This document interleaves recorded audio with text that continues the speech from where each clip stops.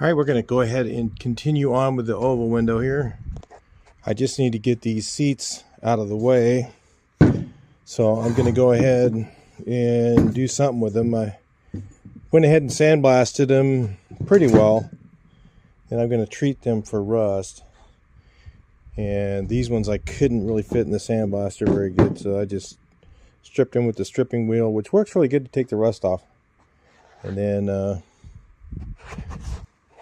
for this part of the process, I just dip my roller, one of these little Slim Jims in here, get it wet with a little of this Ospo.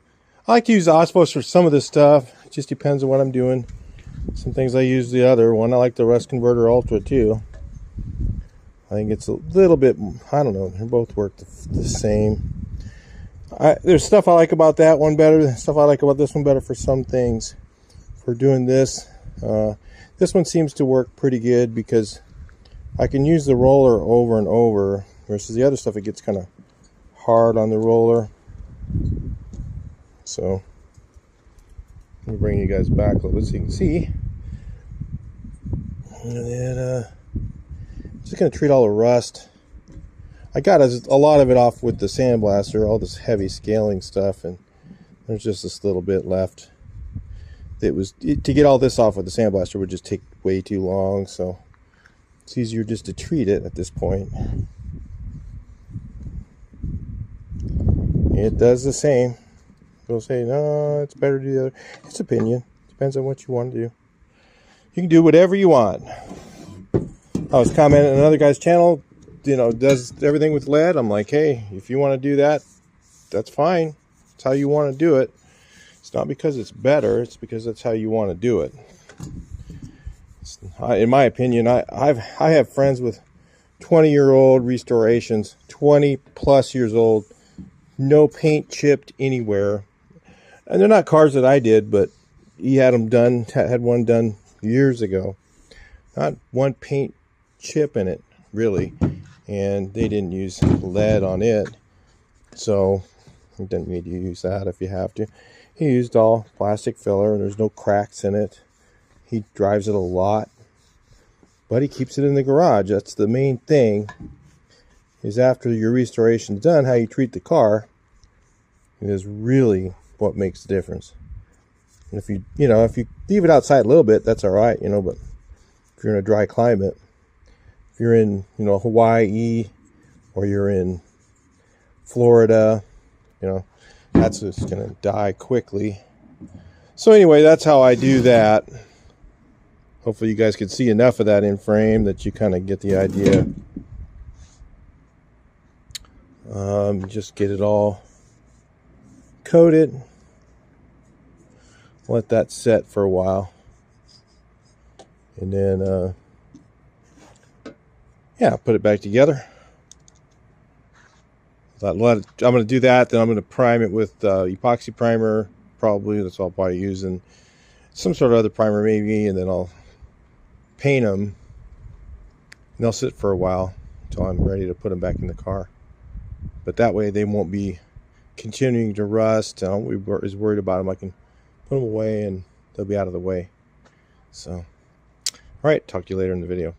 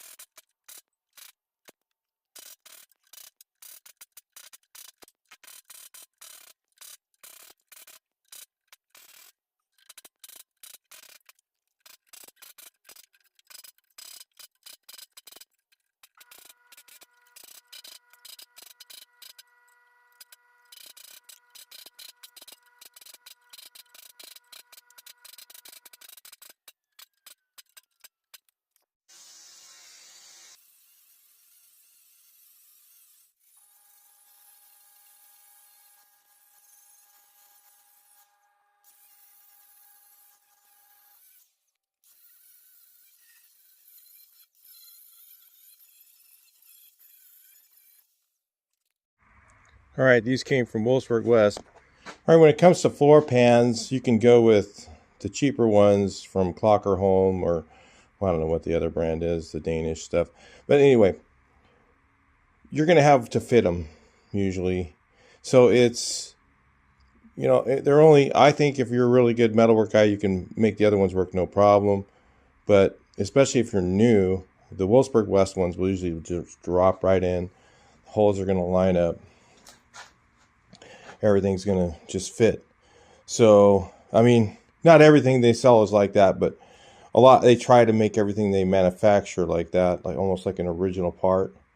So that's one of the reasons on your older car, spend a little more money, get the Wolfsburg West ones. Like where I kind of do myself is if I'm working on a 68 or later, I'll use the cheap ones because the car is not worth as much. And if I'm working on an older car, I'll use the Wolfsburg ones. And if you're a newbie, I would say always go with the Wolfsburg West ones because you're going to have more or less fitment issues. Yeah, if you've never set a set of floor pans before. So these drop right in. Look, that's just beautiful. Right there, just set it into place. Even gives you a little extra for the double stacked metal in the corners. You won't see that stuff on the cheaper ones. And it fits right in place. So there's no issues as far as that goes. Now on the early cars, the brackets, seat brackets come off of them. I think the later ones, they come on them. I'm not really sure. And I think the reason for that is because some people put late seats in them because the early seats are hard to find. So I'm going to have to put the seat rails on, and they got to be measured and put in exactly in the right place. The other thing I like about these floor pans is the metal thickness is 18 gauge. Some of the other ones, I don't know, it's a pot metal they use, and these are real good steel. And even though they're steel, both steel, the grade of steel is different. And sometimes I always will, what I'll do is if I use the cheaper floor pans, like if I'm trying to save some money on the project, I'll use the cheaper ones, and then I'll save my old seat brackets. So if you're putting in pan halves, and you're putting in the cheaper ones, that's no problem. You can do it. It works. Done it many times. I've seen lots of people with them. That's fine. You know, it depends on your budget. Like I said, if you can afford it, these are great. If you can't, go the other way and save your seat brackets from your old seat. Because a lot of times I used to see back in the 80s, we'd put on the cheap floor pans, and the guys would, friends of mine would put them on. And look, I put on new floor pans, and then the guy would get in the car and step on the gas, and the seat would just rip out of the seat brackets, and he'd be in the back seat. I don't know. I saw that so many times. It just was normal life. I was like, hey, man, you need to put the old seat brackets in them. So keep that in mind and look at the seat brackets on the new one and decide whether you're going to put your old ones back on. I have the original ones from this, but I know that the ones from Wolfsburg West are pretty stout. They're like original. So anyway, that's something to keep in mind when you go to buy these. I'll talk to you later in the video.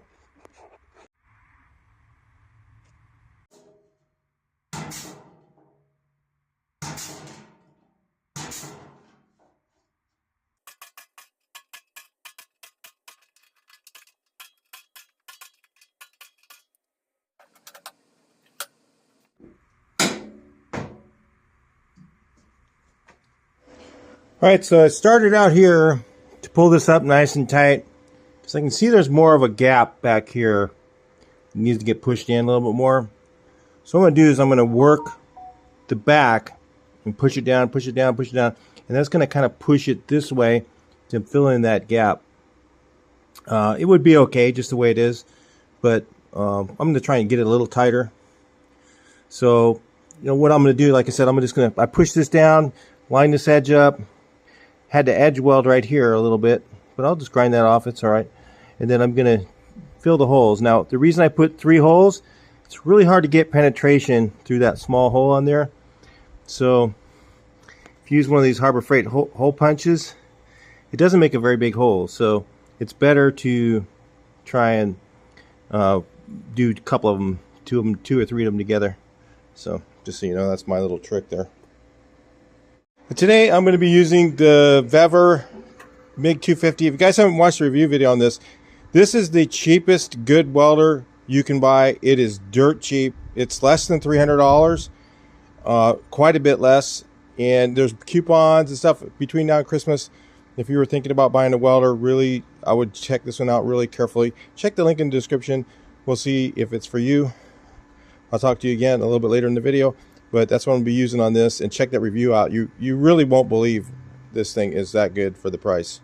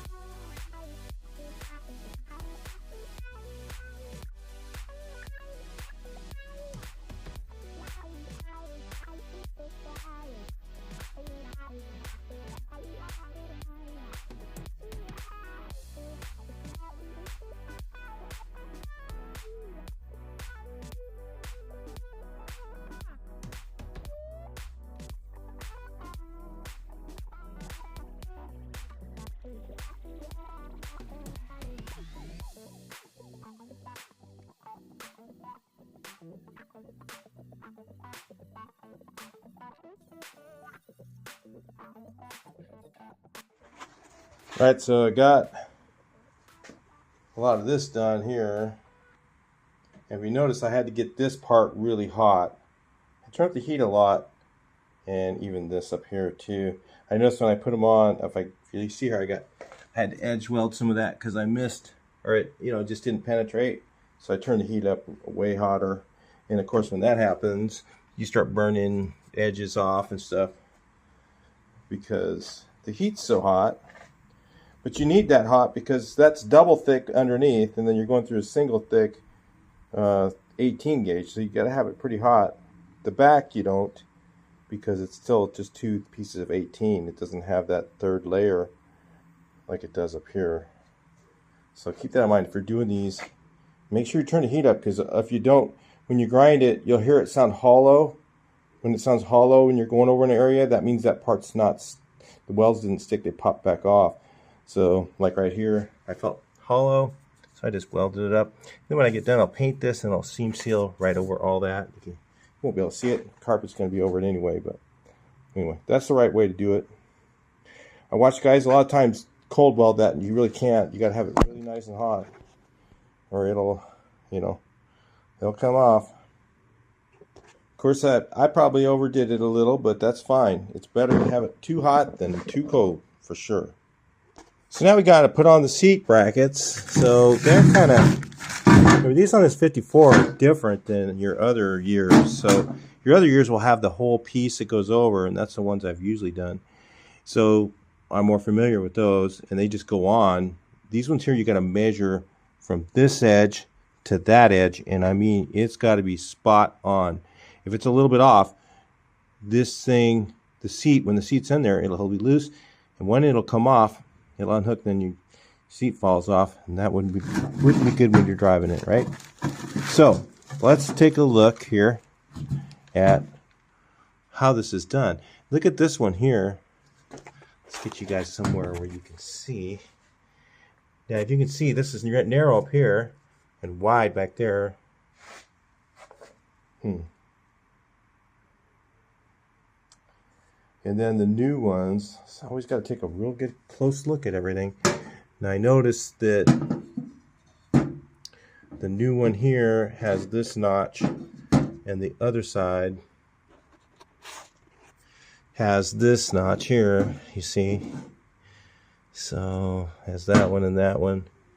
So on this one, there's no right and left seat. They're both, as far as I know, the same. It almost looks like, you look at things, you think, oh, well, that won't really matter. On a Volkswagen, I mean, almost everything matters. They had everything precisely set so that, you got to think about, okay, where's the heater channel going to be? Heater channel is going to be like it's going to be in a little bit from right here. So if it's too close to that, that'll be a problem. So if you mounted, let's say I mounted this side first, then I could end up with an issue of it hitting the heater channel, getting the same measurements. So I've got to measure this out really good. Get a tape measure and measure both of them, or maybe I'll use a ruler. And I'd be the one to grab the tape measure that has the loose hook end, and then it'd be off a little bit, and that would matter. So like 15 3/8. Let's see what it is in the front. 15. Wow, they mounted this thing crooked as hell. 15. Oh yeah, 3/8. Yeah, it's exactly the same. My eyes were crooked as hell. All right. So 15 3/8 in the back, 15 3/8 in the front. So it looks like to me. I'm going to double check that measurement off camera, and then I'm going to put it over on the other side and set them down to try and make them look exactly the way they're set here, where it's a little bit, or a little bit this way, I guess. Yeah. So you're leaning in. Maybe it's because the pedals are not centered. If you knew that, Volkswagens are off to the right a little bit. Carmagets are even worse. So if you look at where you're sitting in the car, all right, the center is not quite centered on the pedals like other cars are. This one's, they're all to the right. So anyway, okay, we'll get this going. Talk to you guys later. So let's see what I got here. I marked it right here, so I'm going to clean that. But if you can see, this part kind of lines up with that lower edge. A little bit off, but it's all right. A little tiny bit front to rear wouldn't matter much. But it lines up with that bottom groove here, over here, and then this one looks kind of like that, and then it looks almost like it's going out, and then one's going out this way. But if you look at here, see, that's kind of how this one is. And that one's the same. They got about the same distance. I just got it close. It doesn't need to be like perfect, but if it's got to be like pretty darn close. So I just got to clean this up, and then we'll weld one in, and then, you know, in case it moves, then what I'll do is measure and then get the other one perfect, and then set, you know, weld one, make sure it's perfect. It looks like it, yeah, what I say, 15 3/8, so that's perfectly exactly where it was. So anyway, let's go with it. I'll talk to you guys a little bit later.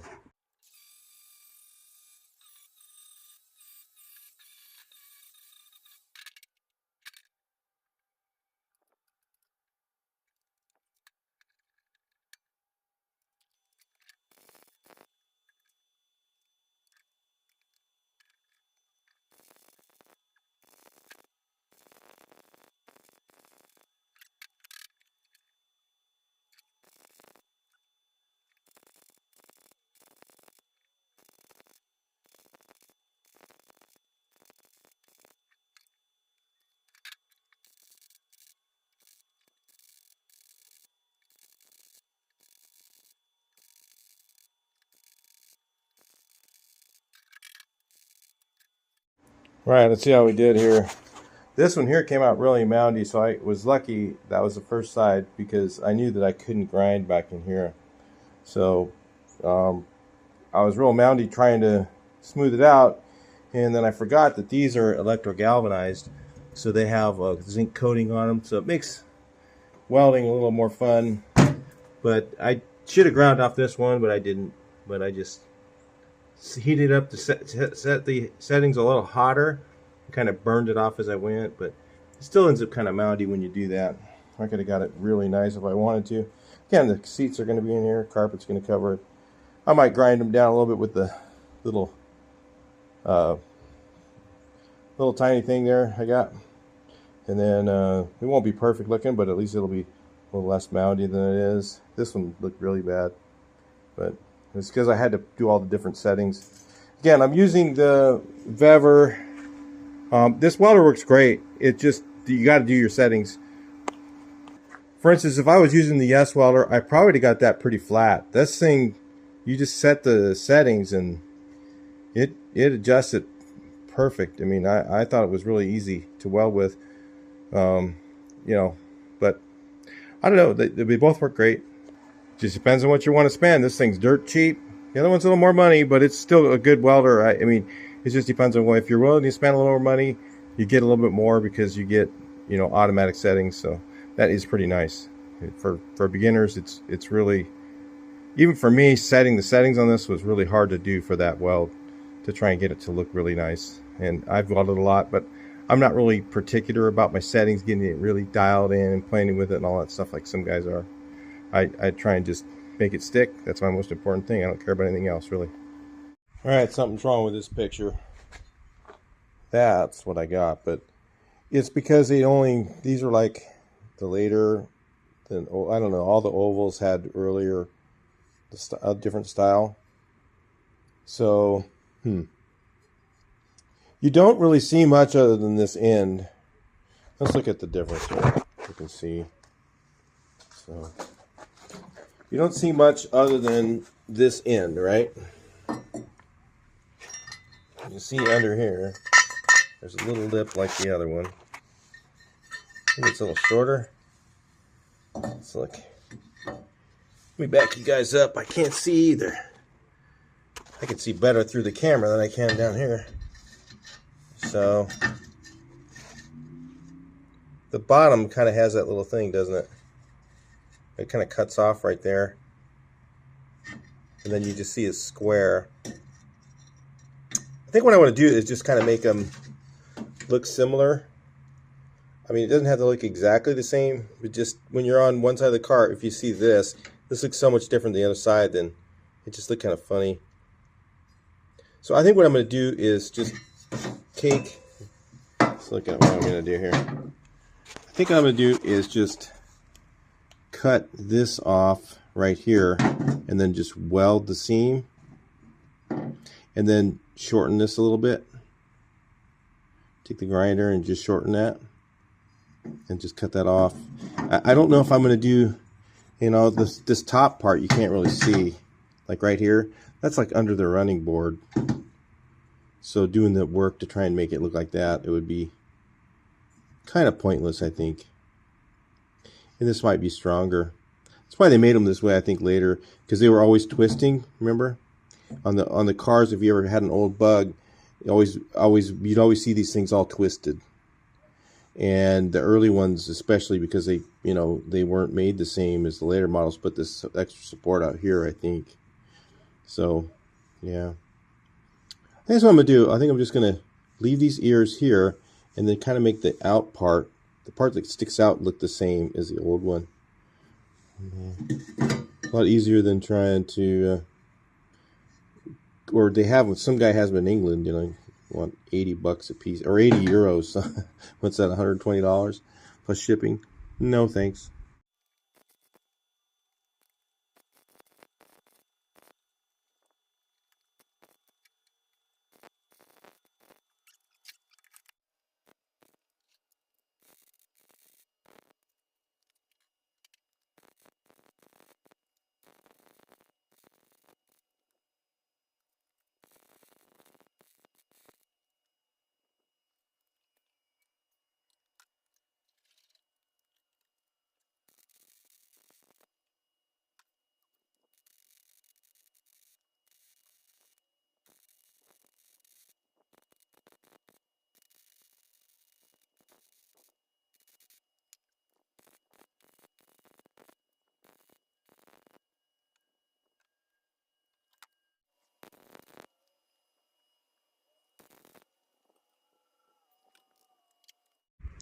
Alright, so this is what I ended up with here. Kind of looks similar when you're looking down at it here. The other side, I wasn't looking for like it to be exactly the same, but that's where we're going. So I got it clamped on like that, and I'm just going to go ahead and burn it on. We'll call it good. About centered. I used this little thing here. It's about the same on that side. Close enough. I mean, it's a little tiny bit off here. I can notice. Not in that area.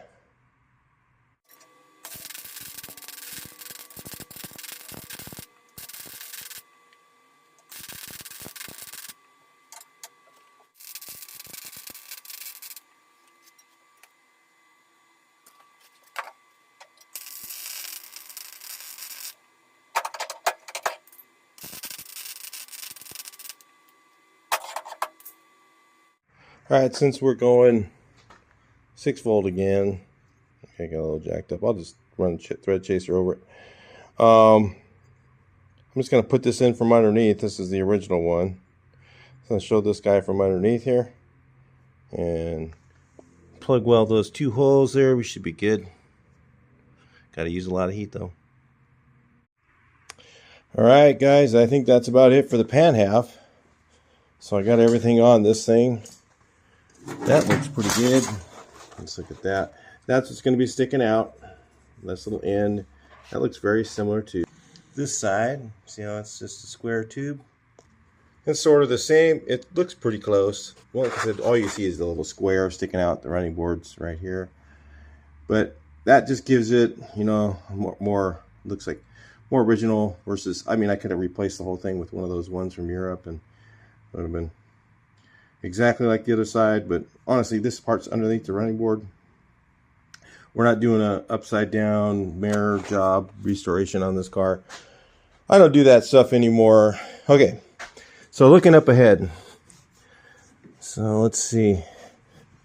You know, I was looking at this front end, and I haven't really inspected it really closely, but it is original, and it is in really good shape. I was looking at this. I mean, look at, see that? No play at all in a 1954 steering box. That's I don't think that thing's got very many miles on it. I don't think the car has very many miles on it. I don't know. You know, it's from Santa Barbara, so it could have just been around town. She's around town there. Maybe never left there. Who knows? I don't know where it was shipped to or anything yet. But what's coming up is I'm going to pull this tranny out. Tranny, what a weird term that is. It's got lots of meanings. Yeah, I'm not going to say. Yeah. Anyway, anybody watch another girls channel that's building a bug right now? Maybe kind of figure double meaning there. Anyway, we'll get back into this. Maybe she's not a girl. Anyway, let's check this out. Great channel, though, by the way. I didn't want to say anything bad. It's just, I think people don't know. But anyway, back to the tranny. Tranny. Anyway, hey, got to do this while laughing. Okay, back to the transmission. We'll say it's transmission now. We're going to go ahead and remove the transmission out. We're going to take the boots off, and we'll put on, instead of putting on the two-piece or the boots you put on afterwards like this, I'm going to show you guys the one-piece boot, how to put them on. And it's really not hard. You just have to have the trans out to do it. A lot of people get really intimidated by that job.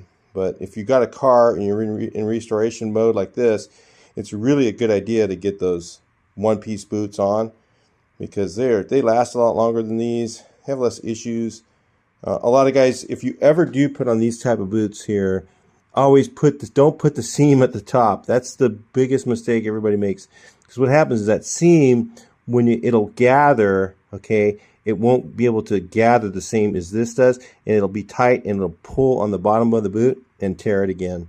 So usually you put these up towards the front, up here kind of a little bit maybe, but towards the front. I guess that seems like the best place for them to be. That's what everybody always tells me. Some guys put them at the back. You can do either way, really. But put them towards the front and do it that way. So we're going to pull the trans out and just kind of do all that stuff. Clean this up. Clean up. I think I'm just going to pull the front end off. Pull the brake lines off of here. Get this all stripped down. And pull the brake lines off. And then I think what I'm going to do is I'm just going to paint the top side on stands. Okay, and I'm going to flip it over, do the other side on stands. I'm not, like I said, I'm not trying to do a body after pan like a museum piece or anything like that. I just want to protect what's here. So I'm going to paint it, but I'm not worried about if it gets a little scratched or if it gets, you know, the finish isn't really perfect on the body, on the pan. I just want to get it back on, you know, in place. But anyway, I'll talk to you guys a little bit later. Let's hope that this repair helps you if you just did just the pan halves, and then I'll just continue on with this. I think I'm just going to do this whole pan in one video, get it painted, you know, and then we'll do a video of just reassembling it all. Okay? I'll talk to you next one. Please like, share, and subscribe.